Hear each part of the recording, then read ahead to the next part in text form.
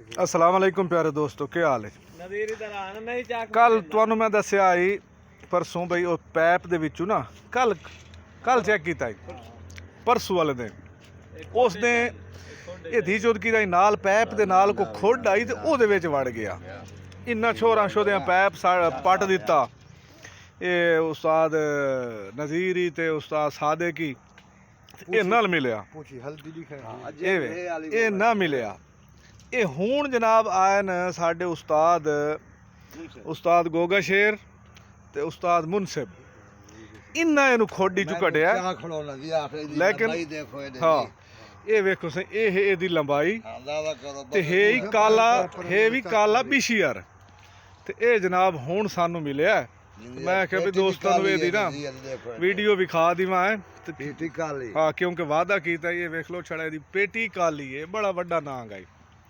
बहुत बहुत शुक्रिया जी, थैंक यू, अल्लाह हाफिज़। असा अपना वादा पूरा किया। चैनल नू सबसक्राइब करे सो, घंटी दे बटन नू दबाई सो। टिकटॉक अकाउंट साडा पिंड ते गाल मोहाड़ चैनल।